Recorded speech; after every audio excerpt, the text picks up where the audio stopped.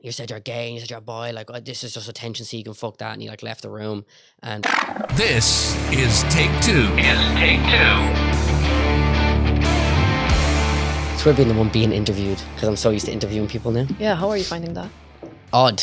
Very odd. Interviewing people I love, but like sitting here right now being interviewed is like so weird. And what do you like about asking people and chatting to people and stuff? Like since I was a kid, I could like talk to a wall. So I just love getting to know people. Like say like my friends, like I find out so much shit I didn't know about my friends. Like I brought one of my friends on and I found out he was a brown belt in karate. And I was like, how did I not know this? So it was really cool. And then it turns out me and Jordan just can't be serious when we talk face to face like this. Okay. I was editing the episode that we have at home today, and just the first solid 4 minutes, I think, is just us laughing. Like it literally is just Jordan doing this like high whistle laugh that just sets me off. So it's just constant laughter. Like, have you and Jordan always been like close? Yeah, since we were kids. How old are you two now? Well, Jordan in February will be 23, and then March I'm 22. Okay. So there's a year and 2 weeks between us. Oh, stuff. Irish twins. Yeah, I always say to people, I was like, my mom, like, as much as like she'll say like she loves me and stuff, like the first time she found out she was pregnant with me, I say she cried and not happy tears, because he was 11 weeks old and she became pregnant with me. Like she just restarted the whole thing. I was like, oh, you silly thing, Mary. Shock. Yeah, to say the least. Yeah. So yeah, growing up, like, were you two inseparable and all that kind of stuff? Yeah. Like even like before I transitioned, Jordan and me, like I don't know, he probably like touched on it before, like we used to make like videos and stuff on our little Sony Xperia phones that we got when we were like 7. I think I searched it up, it was a 2 megapixel camera, proper Nice. top-notch quality. And we just go out to our friends and be like, oh, we want to make a video, and I don't even know where we'd come up with the ideas. We'd be like, you run this way and you run that way and we're gonna snip it together and all this weird shit. I remember we made a Halloween episode where Jordan was like, I'm gonna make it look like you run fast. He just like sped up the footage. It was fucking hilarious looking back at it. Am I able to curse on here? Yeah. Okay, cool. Sorry, I should have asked that before. But yeah, then my brother got the Flip HD. Don't know if you remember those. They look like a phone. And we just started making videos after videos after videos. And then I think I was only like 12 when my mom trusted me with like a DSLR. But yeah, we've been close since we were kids. I don't know if it was like the age that brought us really close, but like we were like inseparable as kids. When I watched Boxed In, right, I was like, that definitely is based off of a real experience from you. Yeah, it was.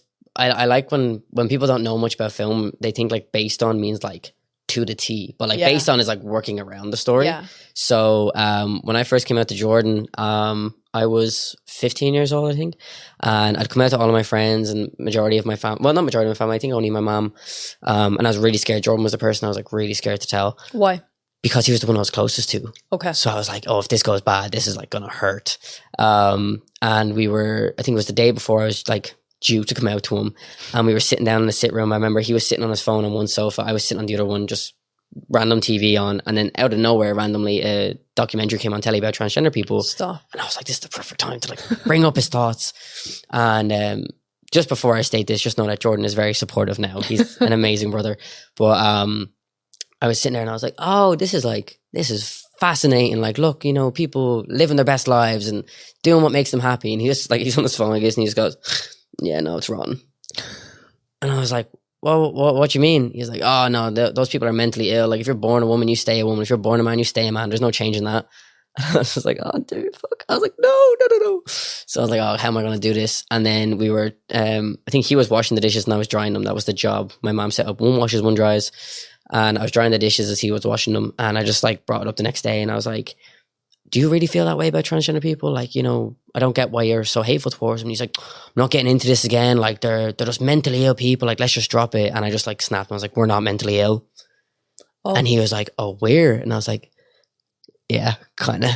And he was like, no, this is just another one of your fucking phases. Like, I'm not doing it. Like, you said you're gay and you said you're a boy. Like, oh, this is just attention seeking, fuck that. And he like left the room and we didn't talk for 3 weeks straight.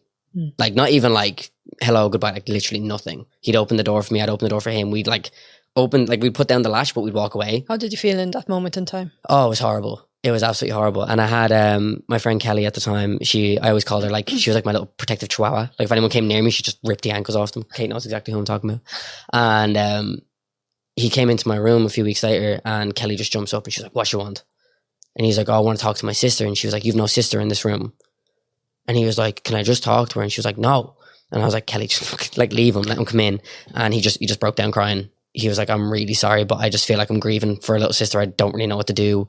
Don't know how I feel. And we just worked on it from there, just step by step. I remember he came into the room one of the days and he saw I had my nails painted black, and he was like, Jack, if you want to be a lad, like, why are your nails painted? And I was like, oh, Jordan, that's not how it works. I was like, it's just not how it works. So Boxed In was based around kind of, I always felt like I had to, after I came out, I always had to earn his respect, or like, you know, be more masculine. And, you know, I'd ask him like, oh, I literally, like in the film, I would ask him like, oh, can I come to MMA training with you and the lads? And he'd be like, oh, it's a little bit rough for you. Like, cause I was a really small guy, like, and I'd be like, oh, can I do this with you and the lads? He'd be like, the lads don't really get it. You know, it's one of these things. I don't want to be bringing it out to be just ridiculed. And I was like, oh, you know, whatever. But at the end of the day, like when I wasn't there, if somebody was making any comments about me, he had my back even when I wasn't there. So like people would say, oh, people would like try to slag you off, and he'd be like, what? That's my brother. What you saying? And they'd be like, oh, I was only messing. He'd be like, yeah, well, keep your comments to yourself.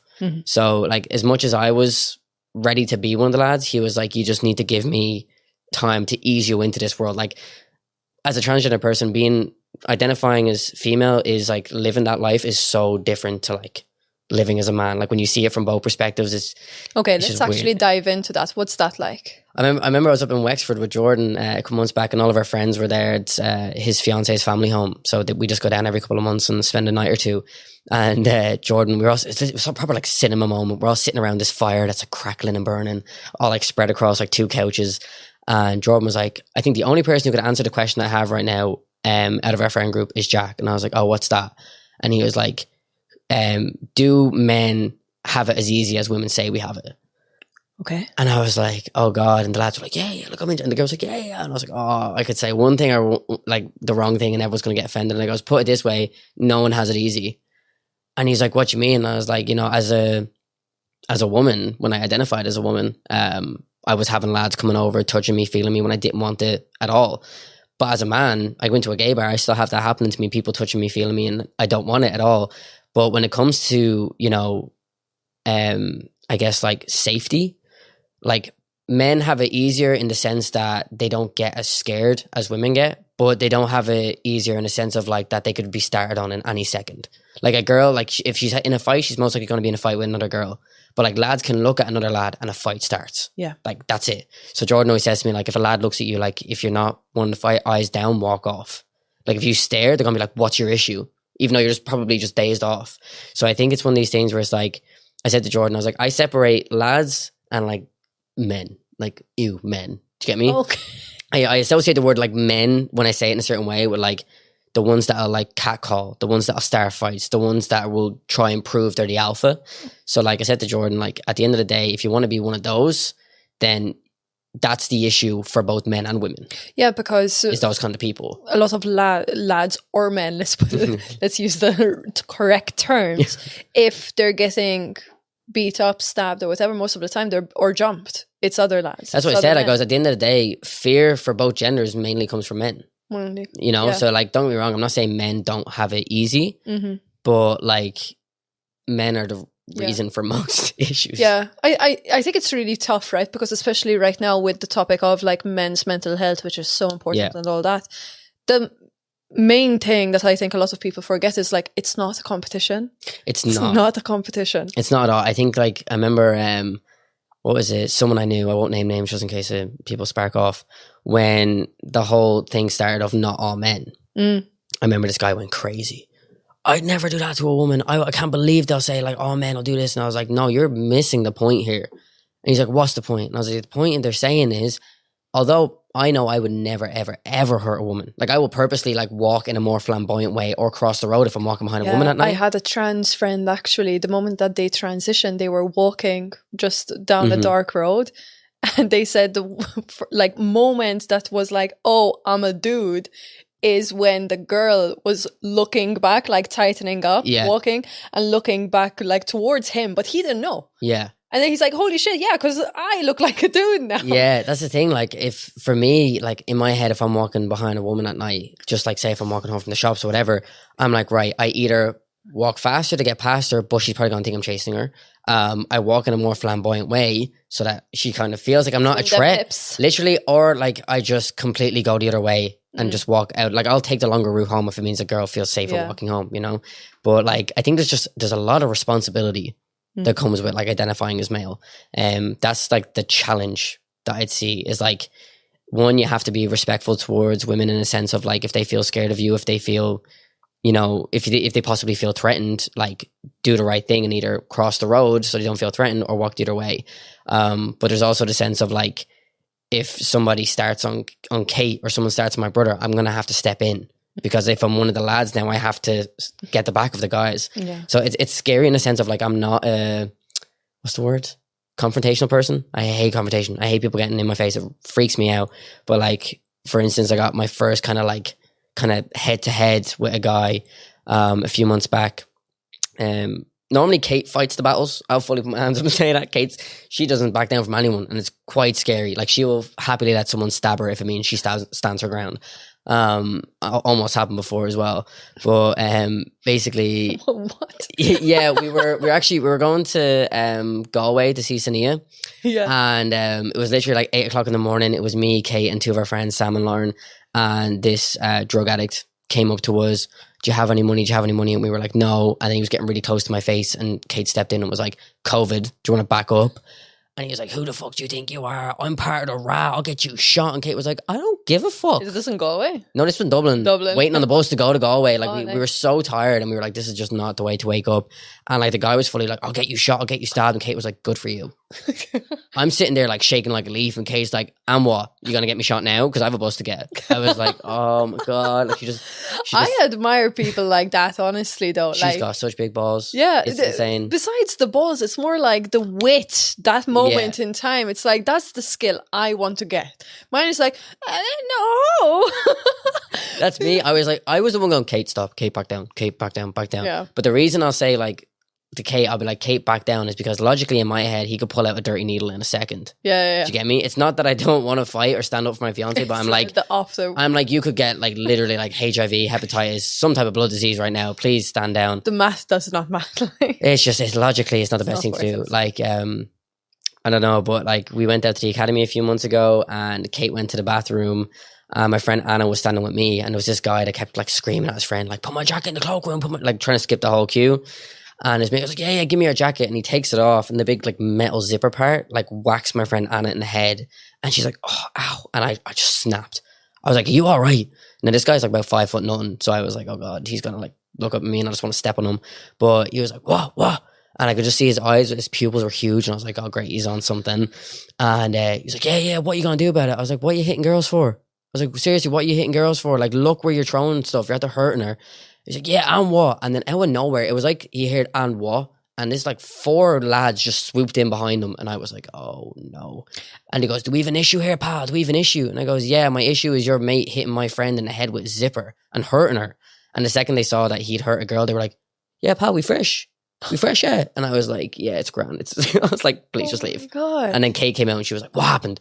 I was like, yeah, because she wanted to go stand on people with her heels, and I was like, it's fine, just leave it. You have to be really careful in moments like that, because I've heard of so many accidents where lads literally see their friends going head to head with someone else, and the first instinct that they get is punch.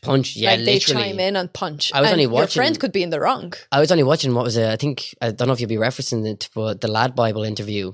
A guy. Oh, there's some lad that killed someone. He was with his friend, and he said they were like a bit of a rowdy bunch, but his friend was having a fight with another guy, so he decided to run up and sucker punch the guy that was starting on his friend, and the guy ended up dying in hospital. Yeah. And he had no idea he died, though. He went home, and the guy got sent to hospital, and he ended up dying in the hospital. So yeah, and then you get charged. I didn't follow up with the story about that. I think he got charged, but like as a minor, so he only got so many years in like juvenile. But. Horrible. I've had friends have those kind of situations where they're like their friend literally punched the person and stuff, and it's like, it's not worth it. I don't think I'd ever swing unless I was swung at. Yeah. You know, unless someone like physically like pushes me or shoves me, I don't think I'd ever feel the need to like swing a punch. No, I think it's also just if like the situation were to like go somewhere or whatever, it's like they punched me first.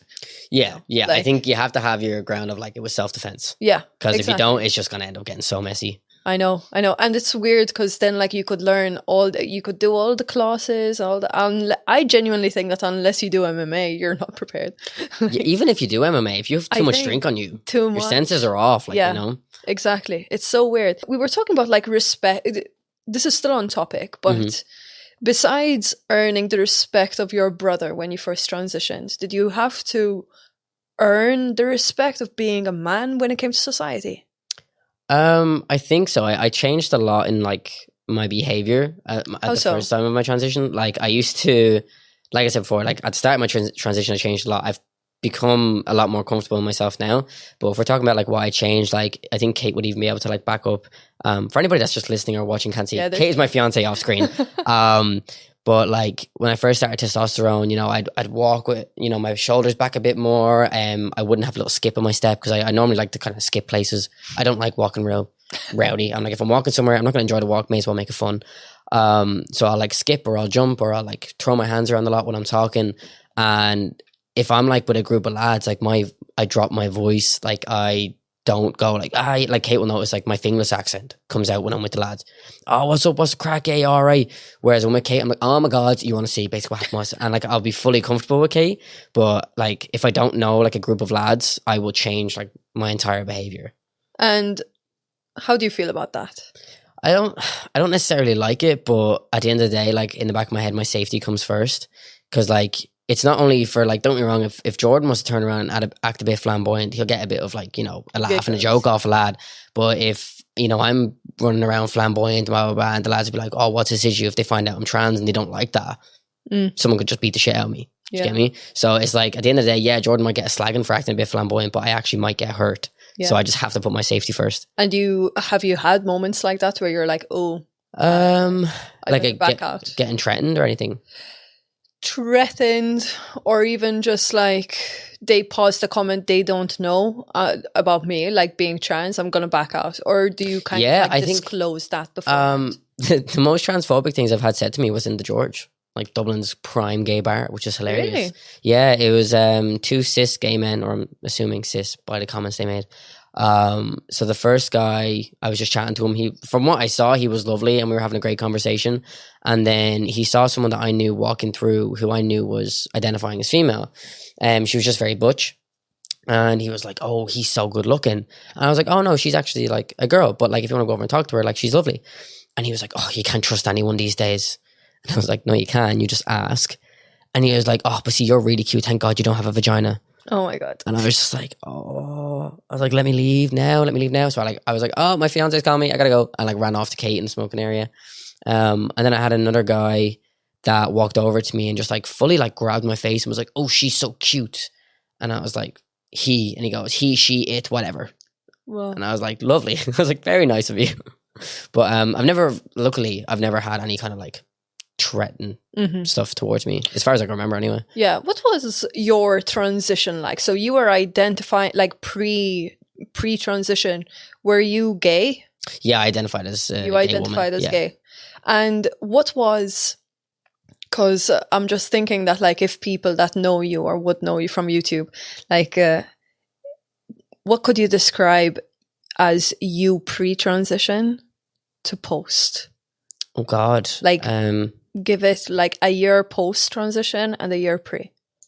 I think pre-transition I was like extremely uncomfortable in myself. I know it's like the typical thing that trans people say, but it's true. Like it feels like you have this like skin on you, like when you're like in Fortnite and you can like buy new skins and you dress up as these people. I kept like trying to, it was funny to me because I didn't know what transgender was when I was 15. And I always said to my mom, since I was a kid, I was like, oh, can I have my hair cut short? And she was like, no. And I was like, I just want my hair cut short, When I was younger, I used to like, you know, I'll only play with the boys. Didn't want to play with the girls, which is funny now because all I do is hang out with girls because I'm not comfortable around men. But like when I was a kid, there was a football team that I played for called Concealy Boys. And when I joined, I was like one of the best players on the team. So they were like, oh, Concealy Boys and Girls. But then when I got handed a trophy when I was a kid for like, you know, participation trophies or whatever, they'd put like a female figure on top. But I hated it. I said to Mom, I was like, oh, I want one that like all the lads have. And she's like, oh no, but look, it's a girl with a ponytail on top. And I was like, I don't like this one. It's like, I want the guys one.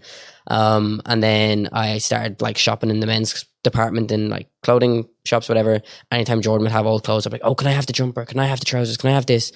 My mom was like, oh, you just don't like wearing girl stuff, do you? And I was like, no, it's not comfortable for me. But yeah, I think I was just like from pre-transition a year before, just very confused. Very, I don't know, because like when you say like pre-transition, like do you include like socially transitioning? Yeah. Okay, so yeah, like it was just very, very confusing time because I thought I was like a lesbian woman, but it was like if I wanted to be with a girl, I wasn't comfortable being with a girl because I was seen as a girl with a girl, and I didn't know why I wasn't comfortable with it. Oh. And when I was dating guys before I came out as gay, it was like something just still didn't feel right being someone's girlfriend that would like dress up with them, and I felt like I was like someone's pet, you know. I just didn't like it, and I never like knew why until I was like I went down one of these like black holes on YouTube. You know, when like you start off with like, I don't know, like a Logan Paul video, and then you end up on giraffes giving birth and like how'd I get here? And it was basically like a video popped up on the side, and it was like 1 year on testosterone, my FTM transition, so female to male. And I was like, I was in my head, I was like, what's testosterone? So I clicked on it, and then it was just like something in my head just like flipped the switch, and I was like, oh no, this is me. And the next day I went out and told my best friend, and she was super supportive, and we started looking up like male names. So like in the moment that literally within the moment, I just knew, and I was like, this is the piece I've been missing. This is what hasn't made sense. So you were that certain when you watched that video? Literally, I don't know what it was. It was like, I remember I sat back and just cried in my room because I was like, one, I was happy that I'd found what I was like missing, but two, I was terrified that I'd now had to tell people for a third time that I was coming out, because I'd come out as bisexual, gay, and now I was going to come out again.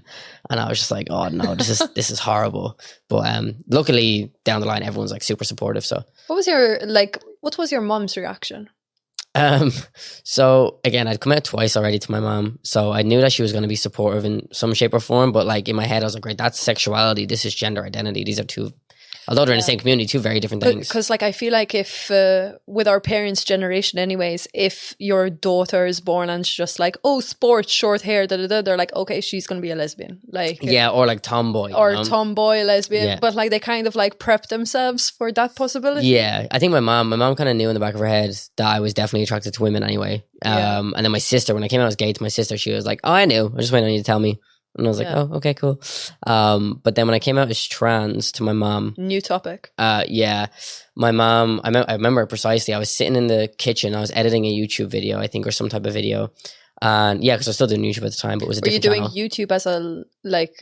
as like my birth name, yeah, and the pre-transition stuff. And what were you just creating content about? Yeah, it was just like, I'd ask like people to ask me questions on Instagram, and I just answered them, and it was really fun. I remember I looked back at some of the videos, and I was like, oh god.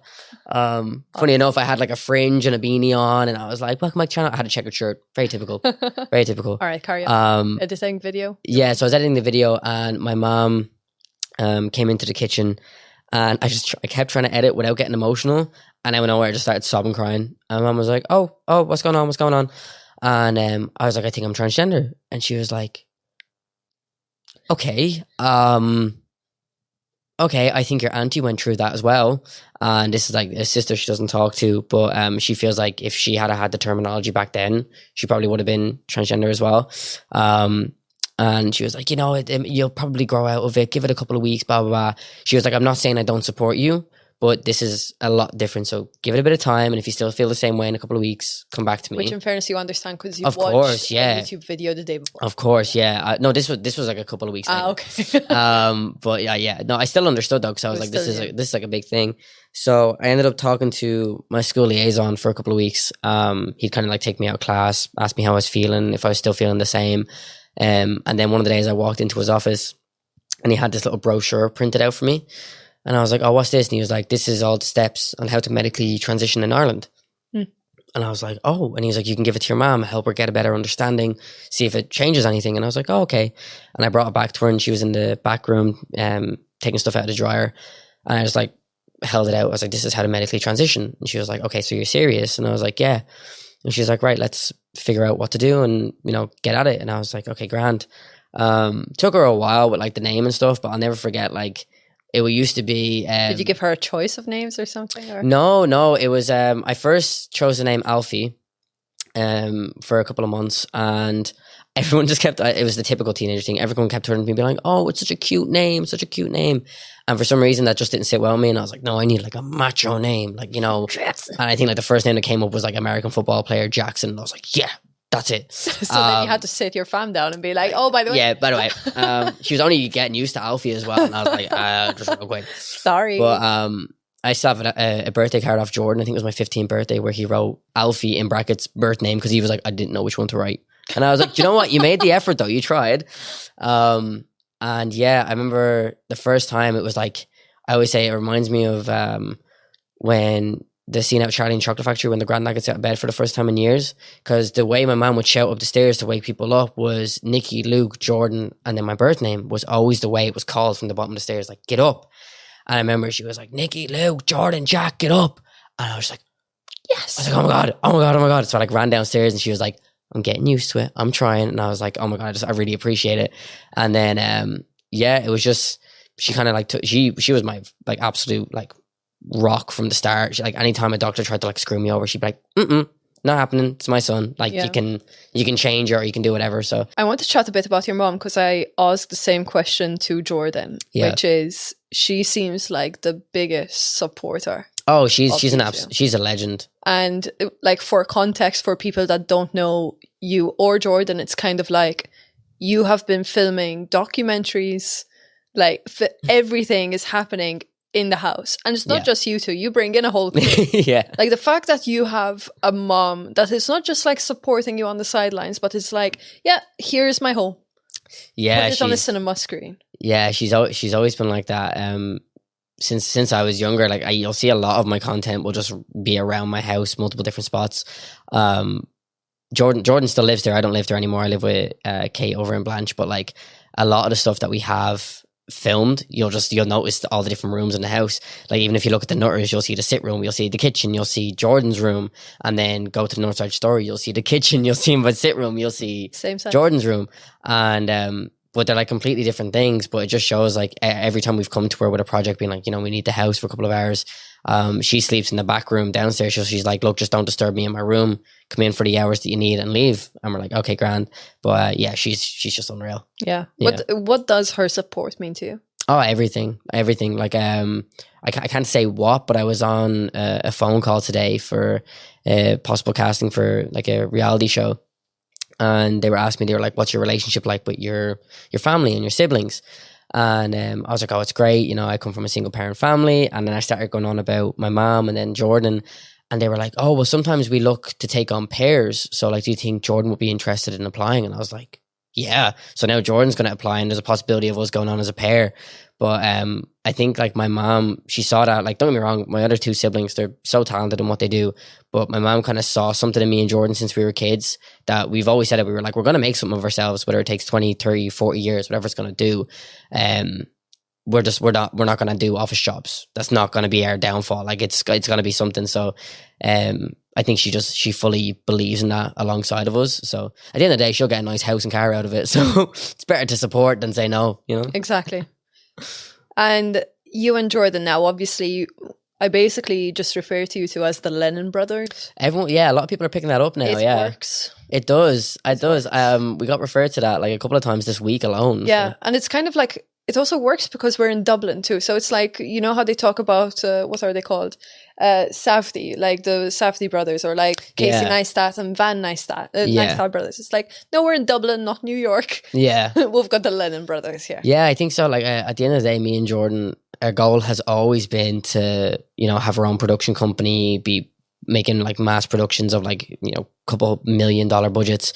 And we're starting small, but at the end of the day, like, I think people don't realize just like how much we're writing, how much we're networking. Like, a lot of people see that maybe we put out a film a year or a film every 2 years, but like behind the scenes, like you came to the premiere yourself. Like, anyone that came in, we're shaking hands, we're networking, we're being like, we'll go for a coffee, we'll go for this. So like, we have a lot of networking done at the minute, and a lot of contacts. Not like bragging, but like we're slowly but surely being like getting ready for the next big project. You're earning, like, yeah. your reputation and you're earning those eyes, those bums on the seats, and people can see it. Yeah, I think it's cool, like, that it's not just like, you know, oh, the director Jackson or the writer and actor Jordan. It's the Lennon Brothers. Like, they know that we kind of like come as a package, that if he's going to be on something, he's probably going to ask me to come on and do something, and vice versa. So I think like we want to be seen as, I always forget the name of them, but it's the brothers that were in White Chicks. Like they write a lot of comedies together. They do a lot of projects together. Like they're the master, in my opinion, the masterminds behind the Scary Movie films. Yeah. Like they probably went in with a script to massive production companies being like, we want to rip off every horror film that's ever been popular and put it into a comedy film. And everyone was like, this is not going to work. People aren't going to watch this.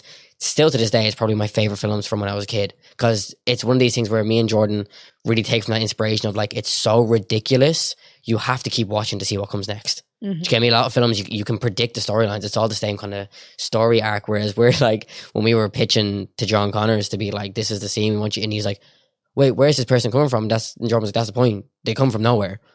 And he's like, and she's supposed to play your mom, but she's same age as you. And Jordan was like, again, it's not supposed to make sense. You're supposed to go, wait, what? And how do you do that? Because I just watched the feckin', what's it called? Banshees of Inisherin, right? Mm-hmm. And I was like, do I spoil the film or not? Basically, it's just like an entire 2 hours of, I don't want to be friends with you. I will cut my fingers off just because I don't want to be friends with you. Literally.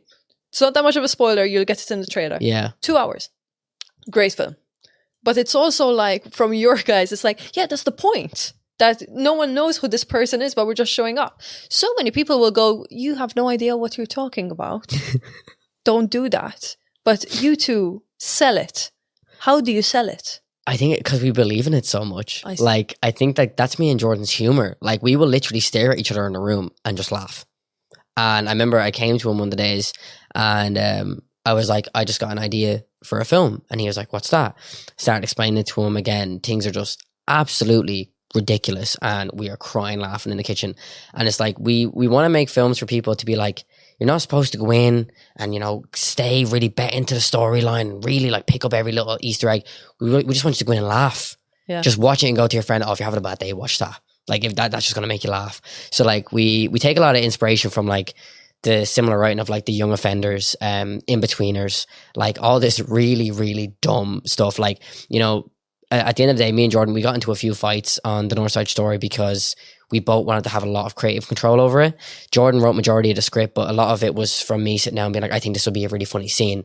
I don't know how to write it. You're the comedy writer. Can you write the scene? So is that basically it? Jordan writes, you produce and direct? Yeah, I'd kind of see it as like creative director in a sense of like, if it's not written in the script, I'll find a way to like kind of make fillers. Like, for instance, you saw the scene, I don't want to spoil it, but when he's in the kitchen and something comes in the window. Yeah. So that was, we just sat down and we had the camera set up, we had everything ready to go. And I like stopped Jordan. I was like, hold on, there's just something missing from here. And he was like, what is it? And I was like, hold on. I took the thing off the table. I was like, I'm going to put this in the window. I just want you to improv it. And he's like, all right, cool. And that's one of my favorite scenes in the whole film. It's so like North Dublin that it just makes everyone be like, oh my God. Yeah. And I think like when I heard like the audience like cracked up at it, I was like, all right, I do have a place in this. I have a question for you about the North Side. Yes. How often did Jordan pull his trousers down? The amount of times that his ass cheeks. None of that was written in the script. I completely believed that, but I was like, Jesus Christ! I'm sure you had to stop him because all he did. We couldn't. That was the thing. His arse was the main character of the film all the time. I think it was really funny because he wouldn't let actors know when he was going to do it because he wanted pure reactions. So when you see that, the tiny spoiler, it's not a main part at all. When they're going up to Jordan's room or Big Con's room and he's walking up the stairs and his arse is out, he didn't let Luke know. So Luke had to watch his pace and his steps because if Jordan had to step back and down, ass to face straight away. And Luke was like, my heart was pounding. I hadn't a clue if Jordan was going to step back, if he was going to stop abruptly. The second time, it's not going to be funny. Like, but that's the thing. Amy, his fiance, got so mad. She was like, will you stop putting your arse out? It's weird at this point. It's basically an OnlyFans. Like, seriously. Literally, because then it's like... He could have at least shaved as well. He really could have. Sorry, Jordan. And it's also like if you had it on, it could have been like too much or not. I think like enough. he slotted it in perfectly. That was Yeah. like kind of every quarter of the film you just see his arse. Oh yeah, probably 3 or 4 times. I'm not joking though. We literally we filmed the scene, and did every scene have an ass of his? I'd say so. Like I think I've just kind of like trauma blocked it. I've kind of trauma blocked it. But we were like filming, like again, like people might think that these are like, you know, places we've asked for permission to film in, you know, people that we've organized. Like a lot of this stuff was like guerrilla shooting, as we call it. You pick it up and you go. You just do it and you get it over and done with. Public so like decency. yeah, no, like even with Luke, at one stage Luke drops his jokes. Do you get me? So like we were like, again, a lot of the stuff that I'd have to like kind of throw in the background. I wanted a lot of Easter eggs in the back to be like, I want people to like take their focus off the chatting and be like, what the hell is going on in the back? They're just like funny things. So when Dan was interviewing Big Con, at the orange wall, I said to Luke, I was like, Luke, go over to that wall in the background. I'll show you exactly where to stand. Just act like you're peeing and just let your trousers drop. Like keep your boxers on, let your trousers drop and try run out a shot. And then if you watch it back, you'll see like Luke's character be like, oh no. And he like kind of trips as he leaves the shot because he realizes he's being filmed. But like a lot of the stuff, like there's a shot of Jordan like doing this and his feet are kind of flicking in the daffodils. Like there was kids running around doing like this like Sunday marathon in the park, and you just see this man in a white balaclava, you know, in a big blue puffer jacket doing this, and I was like, Jordan, we're gonna get charged here or something. Like guards are gonna come over being like, what he is doing. So a lot of the stuff we have to like, the mask will be thrown on for like 10 seconds, get the shot and go, because like if they keep seeing us with like masks walking around the place, they were just gonna stop us. But yeah, like even when it came to the dad scene, like that was originally not written in, and I'm not going to spoil much, but you've seen it yourself.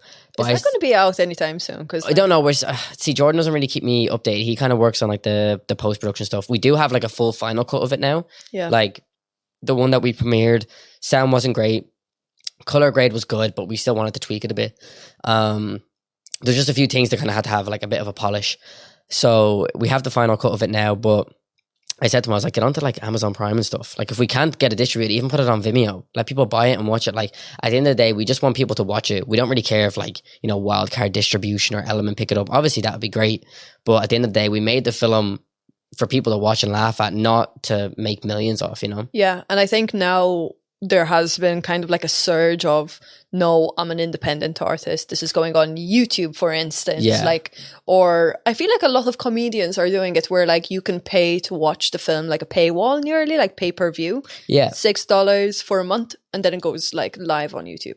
Yeah, I think that's what we're looking at, doing something similar, like say like Vimeo Pro or something, letting people rent it for a bit or buy it for a bit. But I think the only issue we've had is like, you know, we've had one or two people like make their own copies of our films and keep them to themselves. So even if we take it down, they still have it. So I think we're trying to avoid that at the minute. Because like, I think Jordan said to me last time that he was up, that you found another version of the Nutters that we had no idea was even available for people to watch. Yeah, I was so adamant that I watched the Nutters, and he was like, no. I'm like, no, look there. Yeah, that was a crazy little project that we did. But yeah, I think like we just want to do it right if we do release it for the public. I think he wants to do one more screening though. I'm not too sure. I think he's working on it. Yeah, you're teasing it. He is, yeah. I don't get told about these things. I just see them on Instagram and I'm like, text him and he's like, oh yeah, by the way, that's what we're doing. I'm like, okay, cool. All right, Grant. Follow along. Anyway, so when it comes to the creative direction, the one thing I wanted to ask you, with like you have self-funded and like found a really good crew of people that do this essentially for free for you. Yeah. How did you find people that love doing what you also love to do? I think it was mainly Jordan. Jordan is like, I say to anyone, Jordan is such an unreal businessman. Like he really handles the business side of things. I think Jordan could convince you to buy your own car back off him. You know, he's one of those people that... He did say that actually, yeah? Yeah, he's really good at it. He said the word manifesting though, he keyworded that. Yeah, he's a big person that believes in manifesting, and I think, you know, at the end of the day, I wouldn't be where I am in my film career if it wasn't for Jordan. I would like to think it goes vice versa, because, you know, a lot of people didn't want to do the Northside Story. A lot of people were like, oh, it's not going to work well. You know, you need to do this, you need to do that. Like we had some issues with the cinematographer who just, he was a very talented DP who wanted to set up every shot and have it lit and have a thing. Whereas me and Jordan were like literally run and gun it. Like we just want to run and gun. We don't want cinematic look. Why did you want that? Was it just the vision? I think we wanted it simple. We wanted people to feel like they were the ones like walking around, watching it all happen. Because if you watch the camera movements in the film, it's all very handheld. It did have a bit of in-betweeners, mockumentary type of thing. Yeah, that's kind of what we wanted. And if you ever notice, Big Con kind of has that bluff effect, like Jay of the in-betweeners, that I feel like Jordan took a lot of inspiration from. But I think it's like when it comes to the creative side of things, if I have an idea for a film, Jordan will be like, maybe tweak this and tweak this and tweak that. And we do the same for each other. So he's currently writing something that I'm just so excited to read. Like I think he's written like at this stage, like 3 or 4 feature scripts. Like he is a machine. Like the guy's a machine. I think I've written one and I was like, hey, but I don't think I'd be able to do my one without budgets. Whereas Jordan he knows how to work around kind of what we have. Mm-hmm. And then it's just like, he trusts you behind the camera, sort of. Yeah. I think it's one of these things where, like I said, Jordan is the one who brings all these people in. I'd say, I don't know if like our friends that we work with a lot, we'd kind of show them the kind of the more advanced side of filmmaking. So, but that's so cool because it's like usually when it comes to creative anything, right? Mm-hmm. So many people usually, not all the time, obviously, where it's like if you want to tell someone, oh yeah, I want to be a filmmaker and all that, they're like, nah. But then if you tell them I want to be an athlete, that's a completely different reaction. Yeah. But then it's also your context is so interesting because you're from like North Dublin, Finglas, where taboos, I'm not saying like taboos are higher or anything, but like, yeah, it's rougher. Oh, it's rough. Yeah, it's very rough. Yeah. Very rough. I'm trying not to like offend people and all that. No, it's not. It's one of the roughest areas in Dublin. But you found such a good group from the get-go that is creative as well, both you and Jordan, and it's like unreal. Honestly, I wouldn't 100% stick it on this, but like me and Jordan, we grew up, majority for me of my childhood was growing up in a private estate. In Coolock. You mentioned that. And we learned a lot about like, showing respect to people, speaking well. Like I don't speak a lot like Jordan. So if people watch the episode of Jordan speaking and then they listen to me, you wouldn't even think we were related. Like, so I think we earned a lot of like how to talk to people right and, how to approach people correctly and just mannerisms in general. A lot of that from the private estate area. Whereas, when you bring that to Finglas, like I'm called posh in Finglas because of the way I speak. And, Jordan, like, when you see him talking to his friends, it's, oh yeah, what's up, blah, blah, blah. But when he's talking to people that he's in business with, Jays, how are you? How you doing? He knows how to switch it on and switch it off. So I think if you're, I'm not just, like I said, I know it's a very stereotype, but I think if you're to have someone that's born and bred in Finglas, going, Jays, how are you? Do you want to make a film with me? You're kind of going to be a bit like, Whereas me and Jordan, like, this is the idea we have. We've talked to multiple people. Nice. We've been networking. So I'm not saying if you grow up in Finland, you can't make a film. No. I'm just saying I think because we grew up in a private state, we were taught all these different like mannerisms and, kind of different ways to approach people that kind of not lure people in like a cult, but people will listen to you. And unfortunately, when people hear the Finglish accent, sometimes they just won't even have a conversation with you, Yeah, they kind of just like I was filming with people a few months back, and they found out I was from Finglas, and they're like, oh, Ballymunners, rub your runners, just in case, tie your lace. And I'm like, do you think I want your shoes? Do you think I actually want your shoes? And they're like, yeah, but like if you're from Finglas, I gotta hide all me watches and me rings. And I'm like, wow, I'm really sorry that you grew up like being told that people from a certain part are all gonna act this way. Yeah. So it's like, yeah, I think we want to prove people wrong, that like you don't have to be from South Dublin to be successful, I know. Like it's so interesting, and that's something that I'm starting to learn while living in Dublin. It's like there really is a divide. Mm-hmm. It's massive. And in all honesty, it's kind of like I prefer anyways like the heavier Dublin accents, the north ones and all that, just because they're real with you. Yeah. Like there's no small talk. It's like you have a cool dog, I have a cool dog. They're going to sniff each other's butts and we're going to talk. And it's simple. Like, there's a lot less bullshit, in my opinion. There's so much less bullshit. Like, I had 100% wouldn't change anything about where I grew up.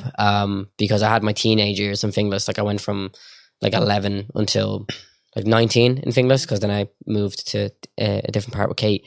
But, like, you wouldn't think Kate was from Ukraine when you talk to her. Kate, like, her English is Finglas English. Like that's what it is. And or Dublin, what Dublinese? That's what Kate speaks. She doesn't speak English, speaks Dublinese. She's like, no. But like sometimes she'll be talking to me and she'll have a thicker Dublin accent. because we both went to a school in Finglas, and that's where her English developed. So like when my mom, interesting way I'm from Ukraine. She takes a lot of phrases from my mom as well. Like when she goes in and gives out to my mom, she's like, "I'll borscht you." Like, I'll borscht you, and which is like a proper Dublin thing, like, "Oh, I'll borscht you." And like, you know, if she's saying like, Kate won't say like, "Shut up," say, "Shut your mouth." Like proper like, "Shut your mouth." Yeah. So it's, she's laughing in the back, but like sometimes she'll say something and everyone's kind of look and be like, "How are you from Ukraine?" Yeah. Like it makes no sense. So when we talk to people when we're away, they're like, "Oh, you're both from Ireland." And Kate's like, "I live in Ireland, but I'm from Ukraine." They're like what? Yeah. You know? People are actually starting to ask me about my accent and all that. Yeah, where's your accent from? Malta. Very nice. I know. Very nice. I know. Wish but I I say, had an Malta I'm accent. trying to get Egypt into my vocabulary now. I've got lads down. Egypt is a hard one. It's a proper Dublin one. I'm trying to get Egypt. Egypt, yeah. Egypt. Yeah, I'm trying to get that. Lads, I have it down. You're one, your man, easy. You're one, your man. I never use those ones. I love them.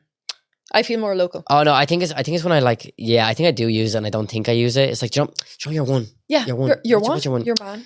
John the young flip. What's his name? Sure now. Oh yeah, I got that one. Sherlock, sure now. It's gas. I always rip the piss out of Baz with that. I'm gas. like, "Oh, you're Sure Fuck It Productions, aren't you?" And he's like, "Yeah, that's me." Yeah, I don't know. I kind of like talking like that. Yeah, 4 years. 4 years. 4 years. Wow, you've got English 4 years though. Not too bad. Not too bad. I speak Minglish. It's kind of like Maltese and English. It's good though. You've good English. Like I would have thought you would have grew up here. Jordan thought I was Romanian. Oh. He was very confident about that. He said, "I never spoke to anyone from Romania." It's like, but you still haven't. Got it wrong, my dude. I think it's cool though because when you listen to Kate speak to me, and then if you were to listen to Kate's mom, because Kate's mom decided to stay with people that were Russian and Ukrainian speaking when she came over. Oh, completely. So when she speaks to me, like she still can't hold like really long conversations with me. Like we can talk, but like if I use like a big intricate word, she's gonna be like, huh? Or it's Kate, translate. That's all we ever hear in the apartment. So yeah, it's always easy like that. Yeah, all that kind of stuff. I want to talk to you about. I think we're all North Side storied out. Yeah, unless we tap into like spoilers and all that kind of stuff. I know it's so hard not to reveal spoilers. You had a really interesting YouTube video go out probably a few years ago where you publicly spoke about your struggle between putting yourself in a box and only creating LGBTQ plus content. And you were kind of just telling people, whenever I do something that is not related to this niche, it doesn't get the numbers. Yeah. Therefore, I'm stepping back. I completely understand, and like, yeah, I wonder, do you still hold on to that perspective? No, I think I talked to a lot of people about it. I ruined my mental health for numbers when I was a kid. Like I would post a video and I wouldn't go out to my friends because I would just be like, refresh. Yeah, let's give people some context. You weren't just posting videos and getting 11 views. How many views were you getting? My highest video got like 500,000. I think some videos got between like 25 and 50. Some got like 10. And how old were you at the time? It's like 15, 16. Is that healthy? No, not at all. I'd come home from school. I'd like run up, film a video, edit it like nearly every day, and try post like once a week. But I think it's really sad though, because if you watch like one of my first videos on that channel, you'll hear me say, "Oh, thank you so much for 50 subscribers. This is insane. I never thought 50 people would watch me." And then it got to a stage where, it was hitting like 1,000 and then 2,000, 3,000. It just was going so quick. What was like the trigger for that growth, do you think? I did a clickbait video with Jordan that I saw someone do, and I didn't think it would actually work, where I said the video is called "Coming Out as Transgender to My Brother," or "Coming Out to My Brother," and it was basically me talking about my coming out story with Jordan. But I said to Jordan, I was like, "Oh, I want you to look like you're crying in the thumbnail, like that, like I've just come out to you." And he was like, "Oh, okay, cool. And we filmed it, and it just blew up. Like overnight, I was just like gaining so many followers, and I was like, "What is going on?" And what year is this? I would have been, I think 16, so 2017. Oh, okay, yeah, that was the time. Yeah, that was when like the transgender YouTube was kind of popping off, and there was so many creators like just coming out of the woodwork. Anyways, back. So you were like 15, 16, and you're getting all these views. What was your mental health like? I was very egotistical. Like I was like, "Oh, I'm doing this, YouTube is working." I was so like, I didn't care about anything else. Like all I cared about was YouTube and making a video and planning videos. And I thought it was great at the time because I was like, oh, I'm so like, creative and there's no writer's block and, blah, blah, blah. But if a video didn't do well, I'd be sitting there criticizing myself for hours on end, being like, what did I do wrong? Was it the editing? Was it the camera? Was it the way I spoke? And, I think I was talking to somebody else about it recently. And I was like, I'd go in front of the camera and I could have been just had the most stressful day ever and be, what's up, guy? And it was like this persona that I put on. But I think like it kind of hit me that, the numbers were people when I did my first little meetup and there was like 20 people there waiting for me. And I was like, what the hell is going on? You did a meetup as well? Yeah, I did a meetup in Dublin and a lot of people came down and I was just shocked. Like people started freaking out when they saw me and I was like, what is going on here? To this day, I still have people coming over, like saying to George that are like my age. And they're like, I used to watch you when I was a kid. And I was like, oh, that's really sick. But yeah, I got really like hung up on numbers and getting signed to an agency. And, and I think it just got to a stage where I just had to, for myself, just stop. And I think it was after my top surgery that I just stopped for a while. I just stepped back. I was getting like so many hate comments as a teenager, like people telling me that I was mutilated, that I should kill myself. I had somebody make a fake account pretending to be my nanny.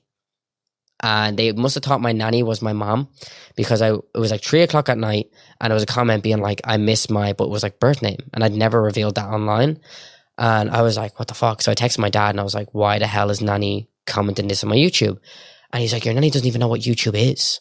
So we had to like basically track it down. It turns out it was someone had gone onto my profile, seen a picture of me with my nanny and thought my nanny was my mom because my mom's last name obviously was different on Facebook because her and my dad are separated.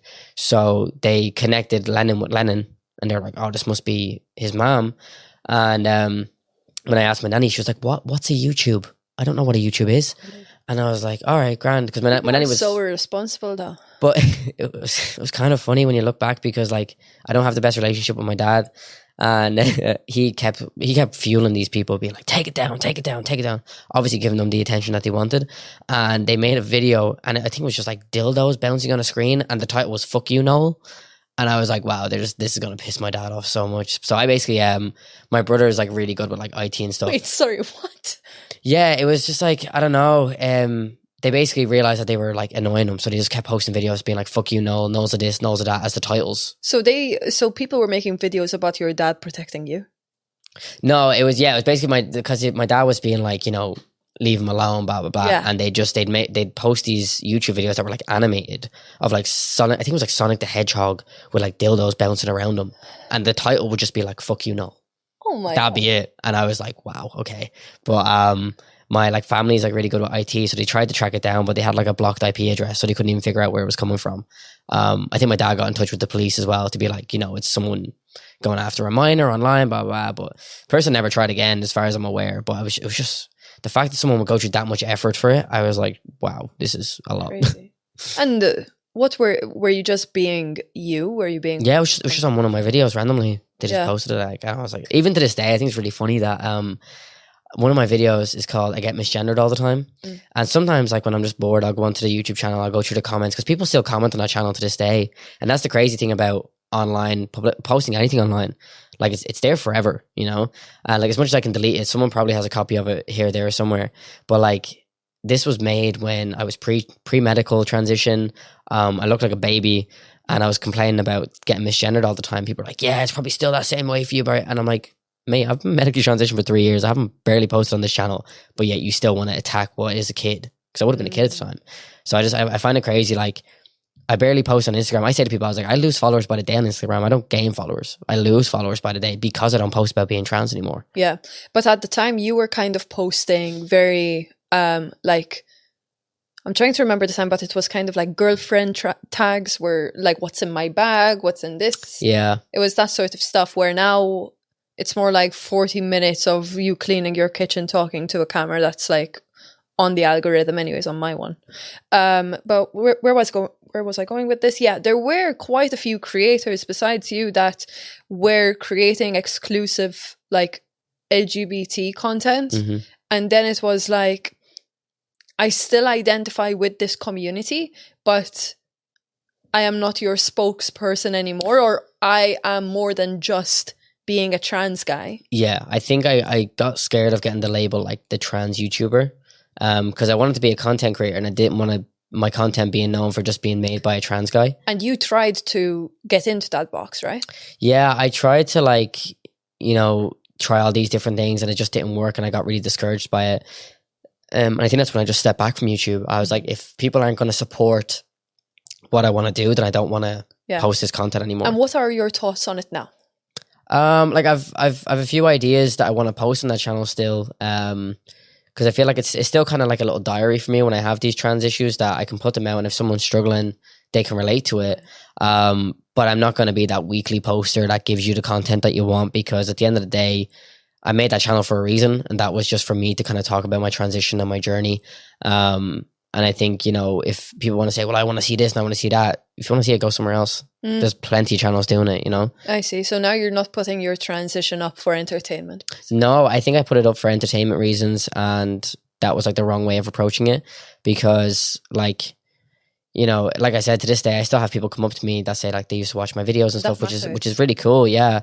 Like I remember the first time someone ever like DM'd me and they were like, you gave me the confidence to come out to my mom. Like, thank you.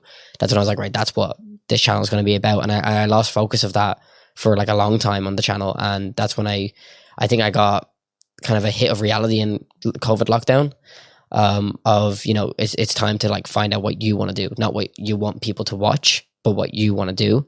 And that's when I just kind of was like, right, I'm going to get a better camera. I'm going to start writing films. I'm going to start, really researching how to make films, how to write budgets up, how to produce, how to direct.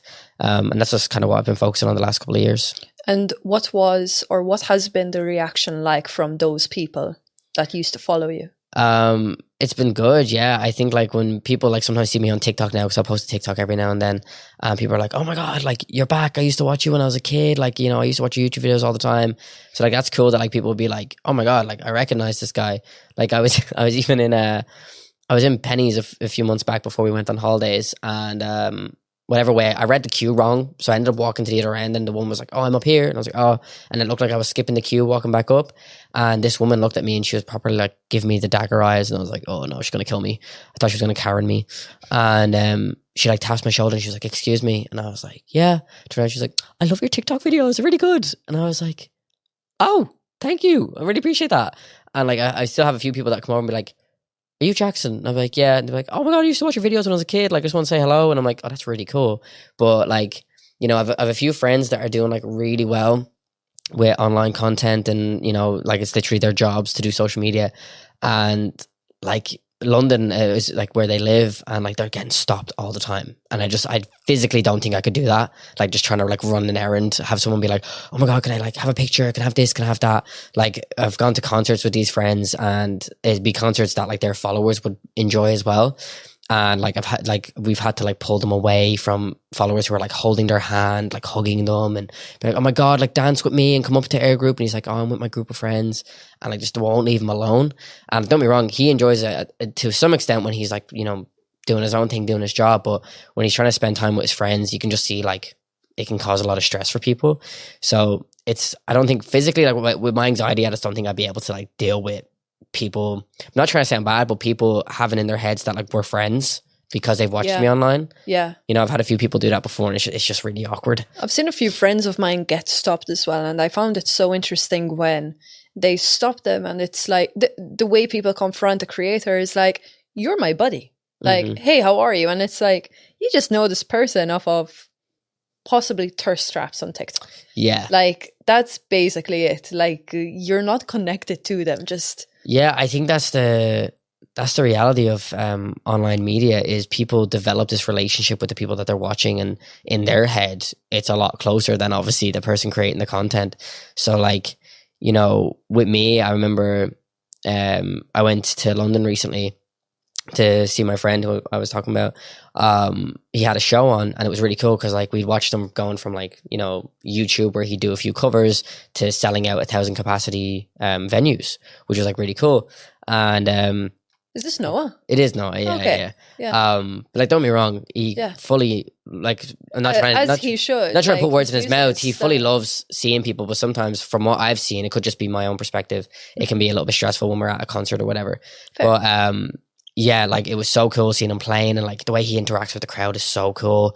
But again, you could see these people, like, you know, the adoration is in their eyes, like they adore this man, and obviously for specific reasons, but it's like they kind of put aside people when they have an idol, they put aside, like, they're still a person. Yeah, you know, it's not just a character, this is still a person. Like, give them their space. So like, I think it's crazy. Like, when I went over to London, it was after the show. My friend Elliot is friends with these, like, insane people. Like, it's crazy to me. Like, he just knows everyone. But he's gorgeous. Like, anyone gets along with him really well. Just such a lovely person. And I came outside the venue. I'm talking to Noah's mom, who's an angel. I fucking love that woman. She's so cute because she's Irish as well. Okay. So we just she's like, there's the Irish one. I'm like, ah. So we just hug it out. But when I turned around, have you watched Heartstopper? No. So there's the show Heartstopper. Absolutely love it. It's so cute. I love the show. It's amazing. And I turn around and one of the main characters is standing there talking to Elliot. And I was like, oh my God, that's Kizzy. I was like, okay, act cool. It's a person. And I was like, in my head, I was like fangirling, but I was like, right, I just need to breathe and just relax and just say hello to them. Because at the end of the day, they're still a person. So Kizzy walks up with Elliot, and Elliot's like, oh, Jackson, Kizzy Jackson. They're like, oh, nice to meet you. I'm like, yeah, you too. And then I had this like little guilt in my chest for the rest of the night. So I was like, I'm not going to sit here and act like I don't know them. It feels mean to do that. So we're sitting having a pint together. And I turned to them. I was like, I'm not going to lie. I have Netflix. I've watched Heartstopper. Big fan. And they're like, oh, thank you. And I was like, but like, you know, let me get to know you. Like, were you in college when you got cast? Blah, blah. And they were just like really easy to talk to. And it just gave me this perspective of like, you need to like separate a person from their job sometimes and like the characters that they play, because you can really put people on a pedestal and then just make an absolute arse of yourself in front of them. Whereas, you know, Kizzy was so lovely to me and they were so nice, and I was like recommending different places for different things. And by the end of the night, we're playing that like heads up game where we're all like drunk at the pub table, and I'm like, oh my God, are you and like Kizzy's like looking at mine being like, and I'm like, if you had told me when watching Heartstopper, oh, you're going to be in a pub playing heads up with this person in like a couple of weeks, I'm like, no. But like, if you just be yourself around people and like don't, again, put these people on like a pedestal and start being like, you know, a different version of yourself, fangirling out, they can just get to know you as well, which is like just such a cool feeling. Like, I completely agree. And I think it also comes from the concept of, if you are creating, you understand the process that goes behind it. Yeah. And all that kind of stuff. So like the moment that you see someone, you're like, you're big and well done for like everything that happened to you and all that. But like, I can chat to you normally. Yeah, actually, literally. I want to find out so much more than what you eat in a day. Of course. Yeah. I think it's like, it's really cool because even Kizzy's best friend, me and him chatted all night. He was hilarious. And, you know, we all just vibed. You just so sound. Yeah. No, like it was just one of these things where it was like, even one of Elliot's friends, I was chatting to them like at the bar. I didn't chat to them much. Yeah. And then, so I'm like 99% sure I have ADHD and I'm possibly on the spectrum for autism, but unfortunately in Ireland it's very hard to get diagnosed with it. And I was talking to this person, and I'm pretty sure I can say their name, Acacia. I was talking to them, and at the start of the night we hadn't really kind of noticed each other's presence, not in a rude way, but just kind of different sides of the pub. And then Elliot was like, they're going to come stay with us. I was like, cool. And literally I think we chatted from like 2-3 a.m. until like 5, just being like, oh my God, do you experience this? Oh my God, me too. And by the end of the night we were just like bouncing off each other completely. And then they actually that night they had their phone stolen, so we couldn't like communicate when I went home.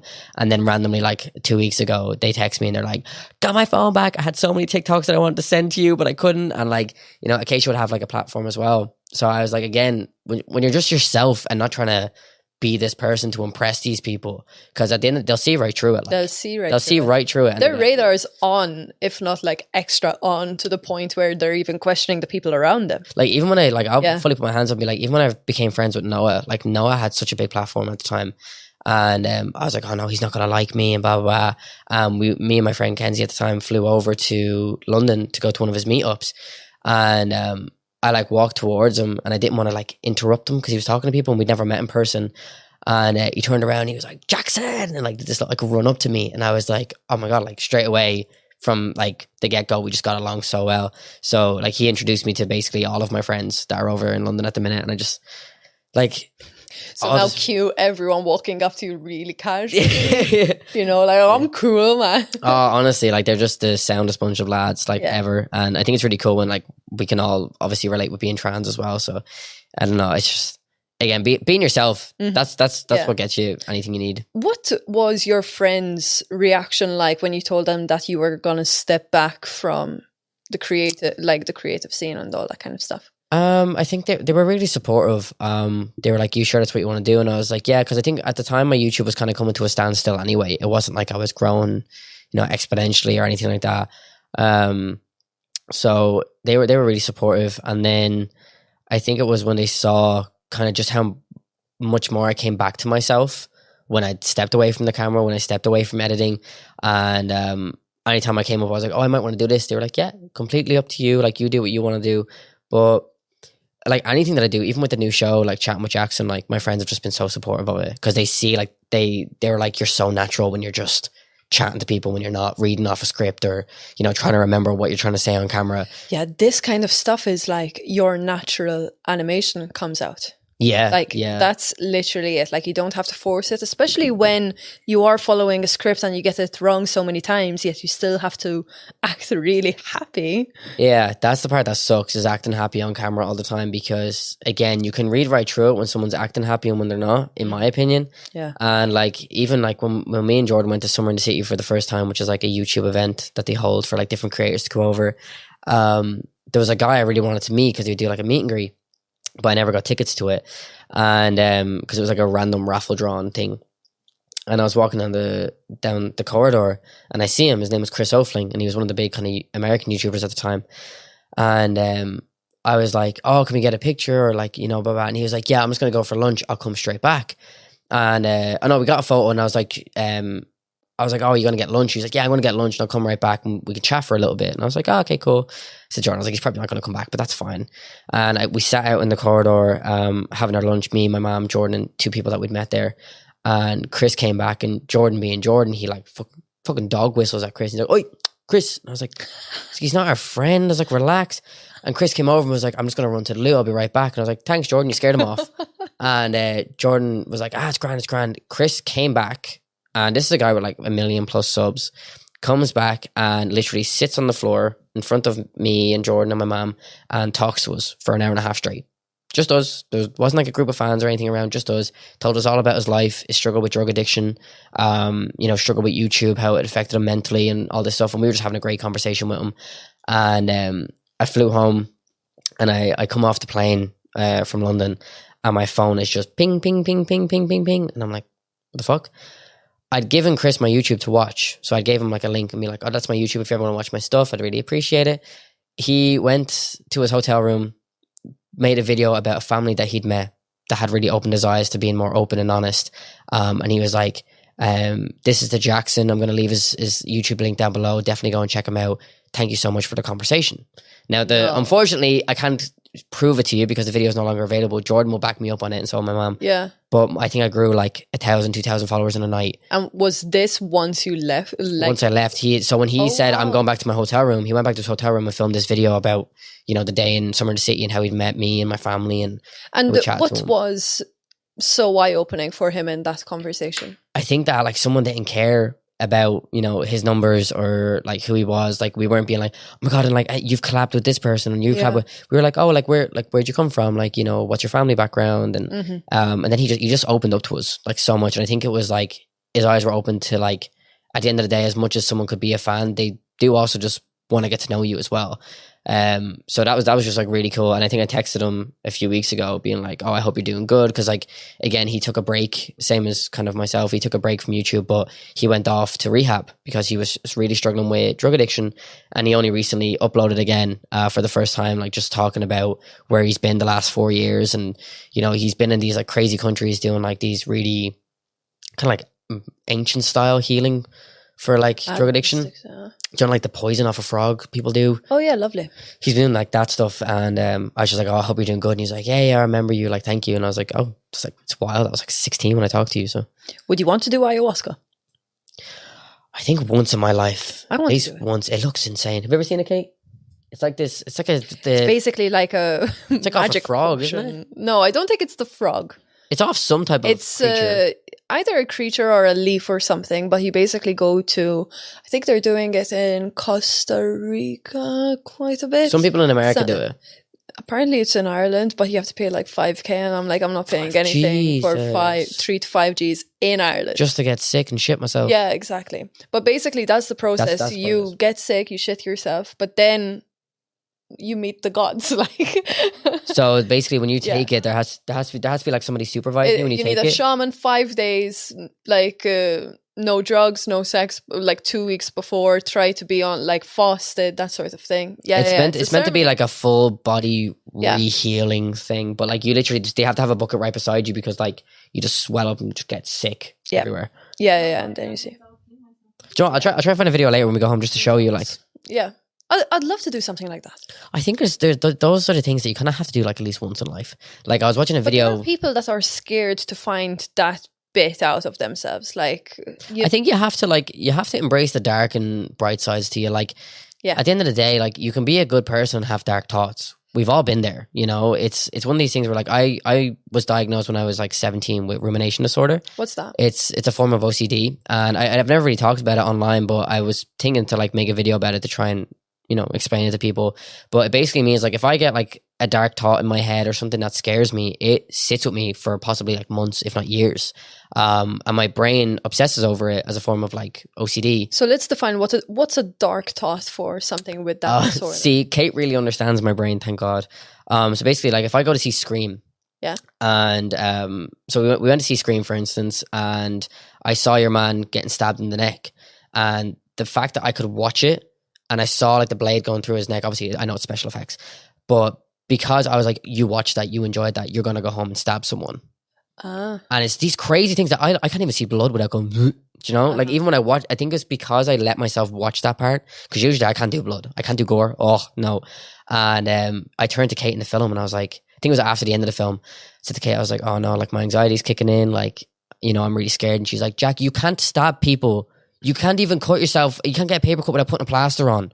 And I'm like, yeah, true. So like she's always the one to kind of like snap me back to reality. But like, you know, rumination disorder, there's not like a lot around it, unfortunately, for people to kind of be aware of it. But like I've said to people before, like I worry like 24/7 about like my health. Like if I feel like a little ping at the back of my head, I'm like, I have a tumor. Yeah. if I feel like a creak in my leg, I'm like, I have a blood clot.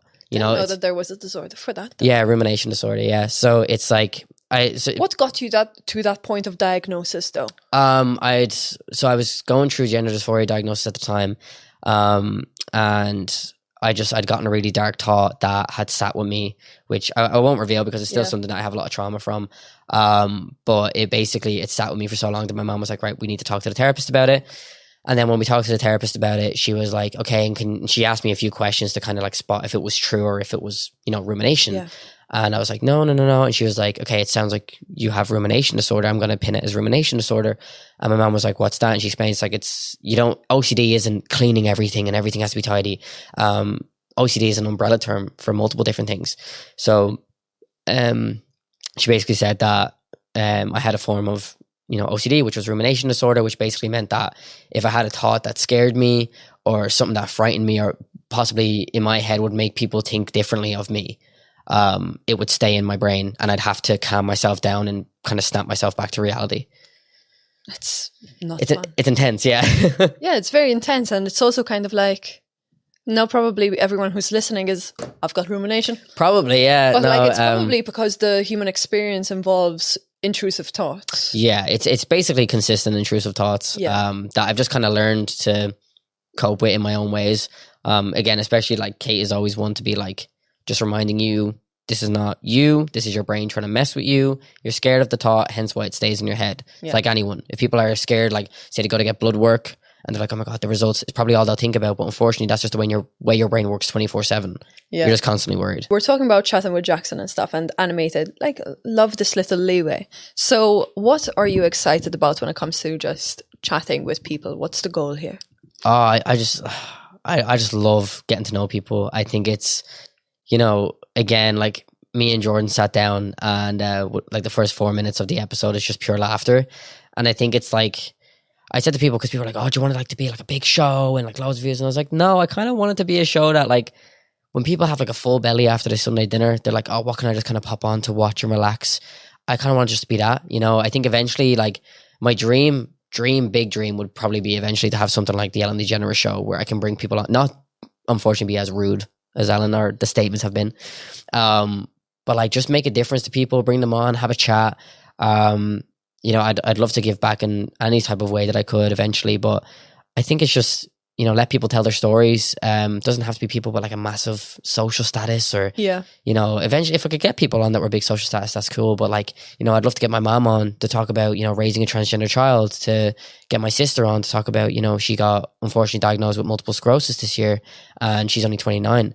So I think like, really show people that like, these normal stories, they're so interesting. Like people are so interesting. They're so interesting. Yeah. And if you sit down with them and give them like a good hour and a half, you're just like, I know you. Now, unfortunately, my episodes are underneath an hour, but like I feel like I think it's one of these things where, I'm still not even sure like how many episodes I'm going to release right now. We're thinking like, are we going to do seasons? Are we going to have teams for seasons? Are we going to have Jordan co-hosting with me? So like, I think it's really cool that I'm not really worried about everything being like set in stone. It's kind of learn as you go. Yeah, exactly. And I think if you overthink it, then you're just going to do sweet fuck all. Oh yeah. I think I'm going to criticize everything that I do. Like even, I'm editing the show. I do all like the graphics for it and all that stuff. So it's been a lot to take on, but I've just been like really easy on myself. I might just take it day by day, see how it works. And I have caught myself looking at analytics a lot, but that's mainly to be like, okay, see what people are interested in, but it's also been like waiting for my watch hours to kick in on YouTube so I can monetize. Unfortunately, YouTube has 4,000 watch hours now. Yeah, and I can also understand coming from your perspective and your relationship with YouTube and analytics, where like people's expectations in general are different. Where it's like, if I had a good episode and the next one isn't that good, I'm like, oh, then I'm like bitching to myself. So I can only imagine at your scale. But it's also like with podcasting or anything long form, dopamine, the social media dopamine, like it does not hit, like it's not there.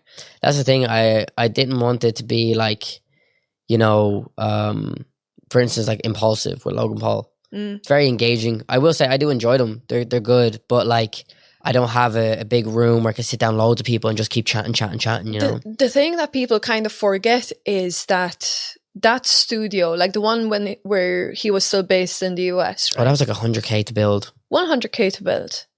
Like you've got co-hosts that you could depend on, where if your guest doesn't show up, you still have an episode there. And also, if your guest doesn't talk much, you're fine. So hard to carry the conversation. Yeah, exactly. It's very hard. It's a skill. Of course, they have developed significantly as interviewers, but it's like they had a lot of leeway. Yeah, they had a lot of leeway, and it's basically a podcast based on a personality. And I think that's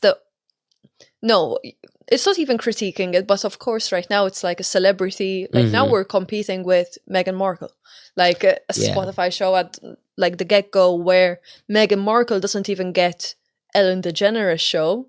She got a podcast too. Yeah. So that says a lot. It's going to be interesting to see where things like take off in this scene and smaller creators, because I feel like smaller creators it's tough to like. I think it was really funny because like as someone who doesn't watch podcasts or listen to podcasts, I should say, because obviously we have the visual aspect, but we also have the audio only, and I think I like clicked on the analytics for just like the audio, and it was like 16 listeners so far, and I was like, 16 people have like listened to my podcast, like just listened. That's insane. Yeah. And they just like tuned in and sat through the entire thing, which is I think so like cool. That's what can be like, I guess, gut wrenching about YouTube is like they'll show you how much people have watched before they click off. And like you said, our generation cannot do long form media. They just don't do it anymore. It's TikTok, it's swiping, it's swipe. Yeah. But for those people who do want to watch the full podcast, it's like really cool to give them, I don't know how to explain it. It's like, just because like majority of people want to watch short form, there's still going to be that group of people that are like, oh, I just want something to watch while I'm eating, or listen to something while I'm relaxing in the car driving somewhere. So to be able to kind of give that niche to the people that want it is cool, rather than just giving into what everybody else is doing. Exactly. And it's also kind of like the moment that someone leaves from said episode or whatever, it's like, hopefully you were entertained, motivated, inspired, educated. Like those are the niches that you want to attack, rather than like a 10-second clip. Of course, like that's what I think, like with myself and Jordan, I think that's where it stems from a lot, is we understand that like a lot of people won't get our humor, and that's fine. But for the people that want that old 2000 style humor back, that's what we want to bring back. And we did have a lot of controversial things said in the film, but it was never a thing of like, racism or anything really like fucking brutal. We stepped away from that. But we do have some jokes about Jordan's character going off about someone being gay. Yeah. And at the start he's like, ew, ew, but then at the end he stands up for him, we have some jokes about again, a lot of the stuff that was said wasn't scripted, that would have been seen as controversial. So we have someone at the end being like, what do you think this is? Make-A-Wish Foundation? So there'll be some people that'll be like, oh, you can't say that, you can't say that, you can't say that. But at the end of the day, when it's for comedic value and entertainment purposes only, you have to realize you're allowed to giggle at it. You're allowed to have a little bit of a laugh at it. We're not slagging anyone in the sense of being like, I don't even know how to explain it without people like taking it out of context, but we basically, Jordan, we sat back to and fro for weeks to be like, do we put an explicitity warning or whatever at the start of the film? Do we give a viewer discretion? Are we going to do a viewer discretion? Are we going to do a viewer discretion? And all the lads were like, no, it takes away from the point. And I goes, you just need to realize, lads, although you're the actors in this, we wrote and directed it. So it's going to fall on us if people are like, that's offensive, that's offensive, that's offensive. So me and Jordan decided to make the decision to put in a viewer discretion at the start, but we still had, after that title, being like, now fuck off and enjoy it. Yeah. Do you get me? So we were like, right, we want to have that little viewer discretion and then be like, now fuck off and enjoy it. Let the music kick in, the intro starts. I like what Jimmy Carr does, or someone like that. He does a viewer discretion before each episode, and it is along the lines of like, if you're offended, fuck off. Even what was it? The Sidemen. I love watching the Sidemen videos. I find them hilarious.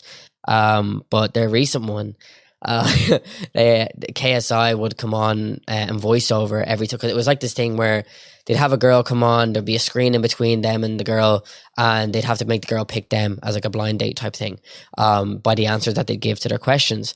But as the rounds went on, you wanted to be kicked out. You wouldn't want her to pick you, because the people that would be left would have to do all these different consequences. And KSI would have to come on right before, like they'd blur the screen, and then KSI's voice would come over and be like, if you get offended, leave now. Everything we say is for entertainment purposes only. Nothing is to be taken seriously. It has to be said right now. And like, obviously I'm going to give an explicit warning right now just for anybody listening.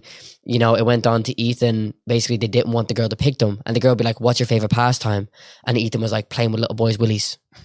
And you're sitting there going, oh my God. And all the lads started making all these pedophilia jokes. But again, it was just for entertainment. Whereas other people, like, if they hadn't put in that explicit warning, they'd be killed for it. Like, people go crazy at them.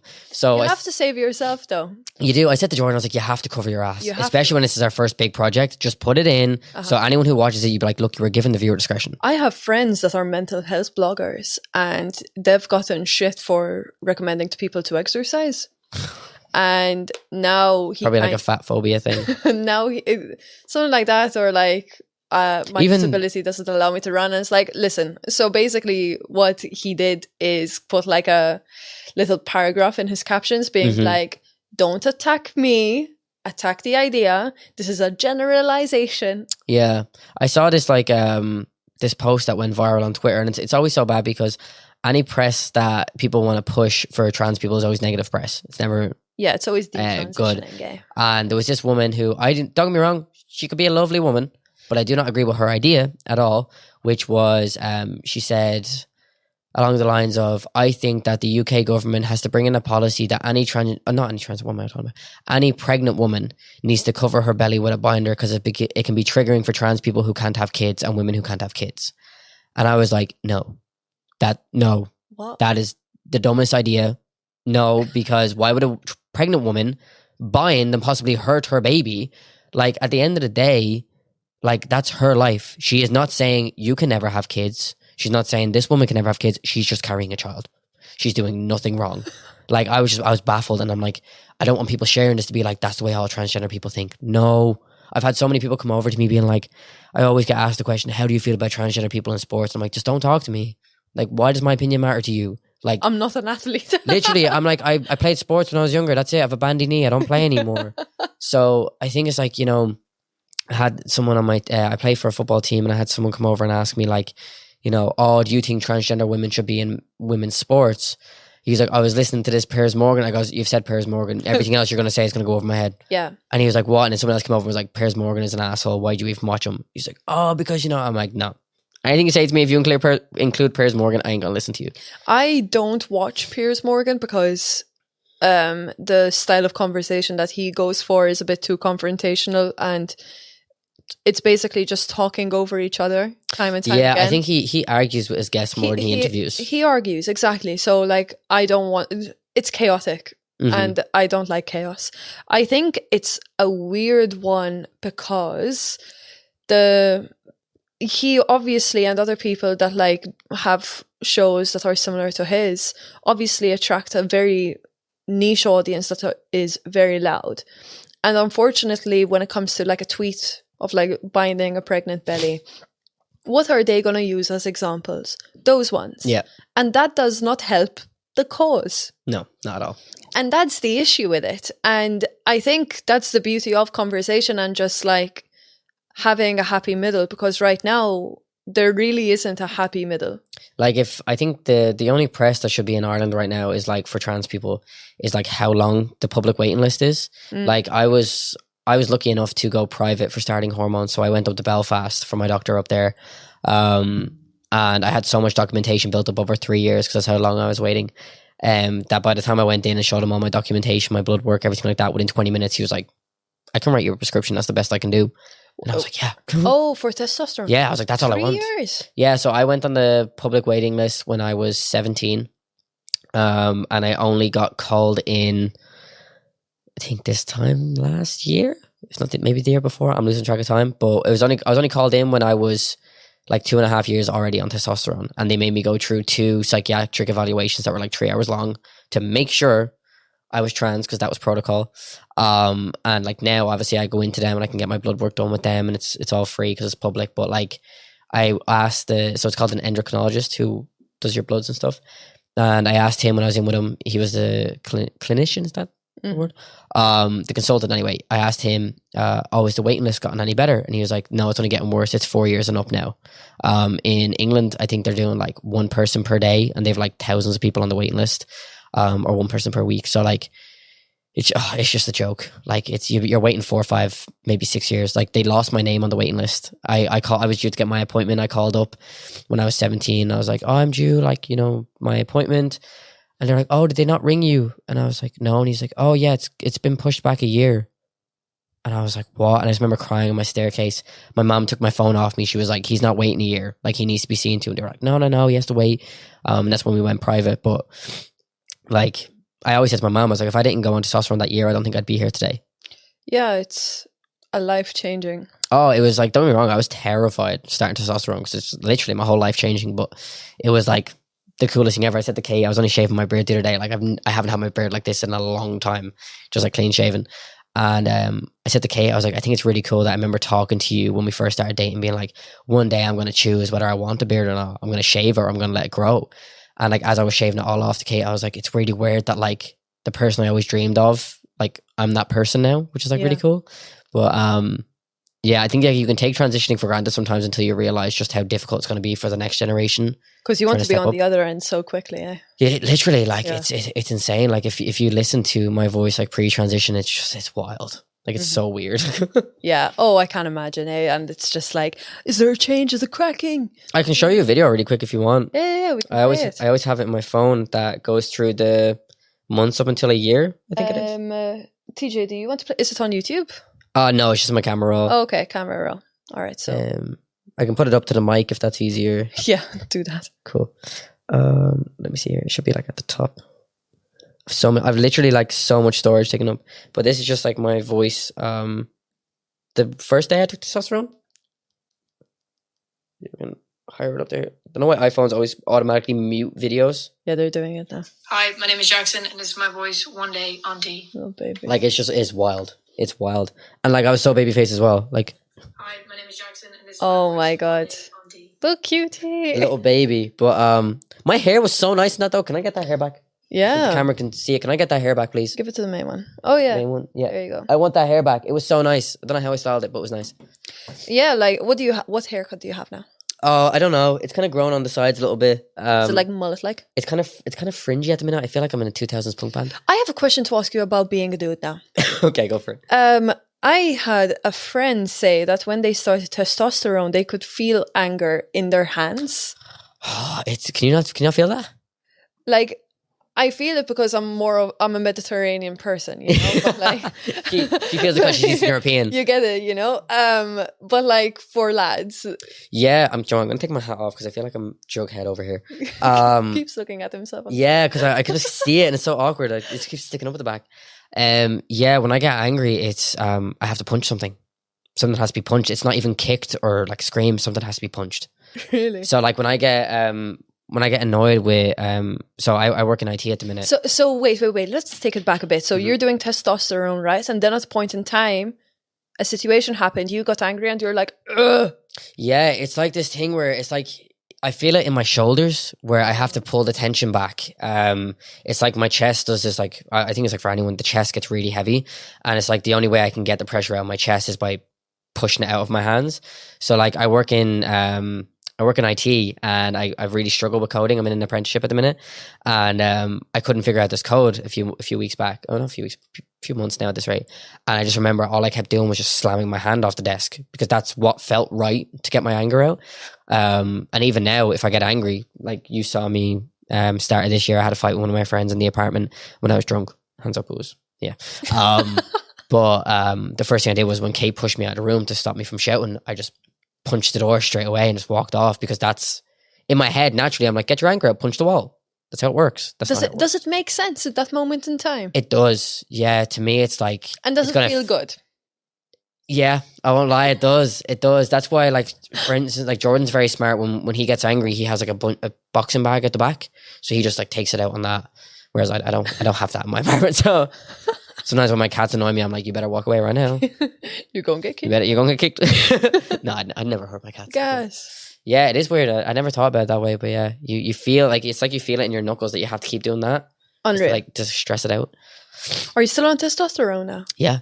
Okay, so is that like a thing for you can take it for life if you want, but like it can end up causing a few issues down the line. Like if you don't have a hysterectomy, it can just cause like you'll see guys that are like 8, 9, maybe 10 years on testosterone, and without getting too graphic, when they're like having sex with their partner or whatever, their uterus kind of like seizes up in a way that it causes like immense pain. What do you mean, like? It's whatever way testosterone, because testosterone kind of like, it's obviously the opposite hormone in your uterus. Okay. So it's like, if that's the right way of saying it.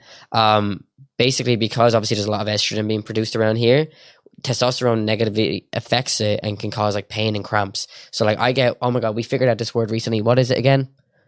Phantom pains. Okay, do you need a mic now? I no longer get my shark week, but I get phantom pains, which is like the cramps of what I would have gotten before. Yeah. So like a lot of trans guys can experience like extreme pain when, like, let's just say when they hit a peak during some sexy times. They can get it. I don't want to just say it like that brutally, but they can like experience a lot of pain from it. So they have to either end up getting a hysterectomy or coming off testosterone for a while. So I didn't know what other way to say it.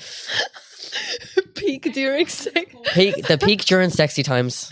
I feel like I'm in church trying to like guys talk right around the priest. Am I the priest? May as well. I'm the priest here. All right. I think we'll end it on a peak. of the sexy times. Thank you so much for joining me, Jackson. No, thank you so much for having me. This was so fun. And thank you everyone for listening. I appreciate it. Ciao. Ciao.